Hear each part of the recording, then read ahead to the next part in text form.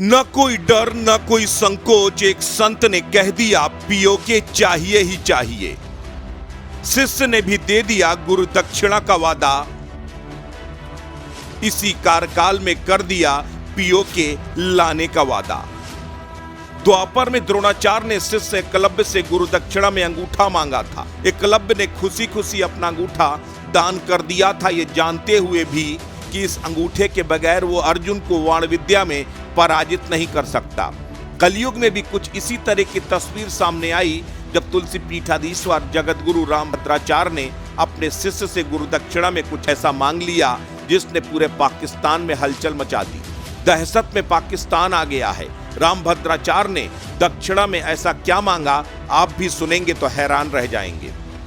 जगत गुरु रामभद्राचार्य ने भारतीय सेना प्रमुख को दी दीक्षा, मांगी दक्षिणा में पीओके।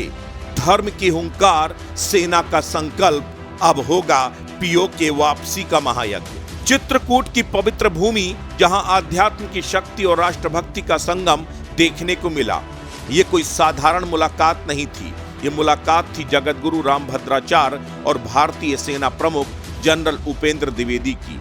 इस मुलाकात में सिर्फ आशीर्वाद नहीं था, इसमें था एक स्पष्ट संदेश। ये संदेश था कि पीओके चाहिए ही चाहिए। जगत गुरु ने सेना प्रमुख को मंत्र दिए, दीक्षा दी और फिर जो कहा उसने पूरे देश का ध्यान खींच लिया। मैंने आर्मी चीफ को मंत्र बताए, दीक्षा दी, दक्षिणा में मैंने कहा हमें पीओके चाहिए ही चाहिए। पाकिस्तान को कोई संदेश नहीं देना। कुत्ते की पूंछ कभी सीधी नहीं होती, वो नक्शे से मिट जाएगा। बहुत अच्छी हुई। उन्होंने मुझसे वही उसी मंत्र की दीक्षा ली जो मंत्र सीता जी ने हनुमान जी को लंका के विजय के लिए दिया था। मैंने भी मुझसे पीओके की दक्षिणा मांगी कि पाक अधिकृत कश्मीर हमें मिलना चाहिए। उन्होंने कहा निश्चित मिलेगी आपको दक्षिणा। और सब बहुत आनंद आया। देश बच्चों से मिले, विकलांग दिव्यांग बच्चों से मिले, आश्रम के प्रत्येक व्यक्ति मिले वो, और विजयी सेना प्रमुख का सम्मान करने में मुझे भी बहुत बड़ी गौरव की अनुभूति हुई। पाक को क्या संदेश देना चाहेंगे? पाक को कुछ नहीं, संदेश क्या दूं पाक को? कुत्ते की पूंछ कभी सीधी होती क्या? उसे संदेश नहीं दूंगा। गुरु जी जैसे आगे अगर हमला करता है फिर कोई आतंकवादी घटना बस तब देना चाहिए। उचित सबक हो, तब नक्शे से मिट जाएगा। अब चलने दीजिए। जगतचार्य के ये शब्द सिर्फ भावनाओं से भरे नहीं थे, ये शब्द थे संकल्प के। भारत के लिए पीओके सिर्फ एक विवादित जमीन का टुकड़ा नहीं, यह हमारी अस्मिता का प्रतीक है। आखिर क्या है पीओके?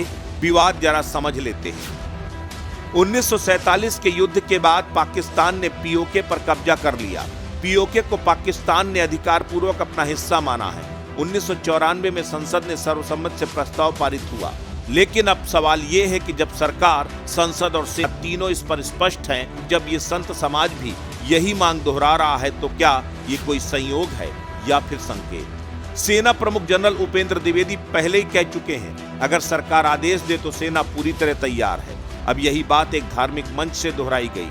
धर्म कह रहा है अब समय आ गया है, राष्ट्र कह रहा है अब देर नहीं, और सेना कह रही हम तैयार हैं। जाहिर है कि जब देश के संत, सैनिक और संकल्प एक दिशा में चलते हैं तो इतिहास करवट लेता है।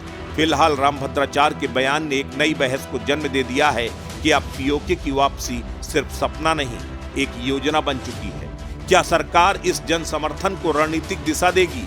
फिलहाल ये तो वक्त बताएगा, जवाब समय देगा। लेकिन एक बात अब तय है, देश जाग चुका है, धर्म बोल चुका है और सेना तैयार है।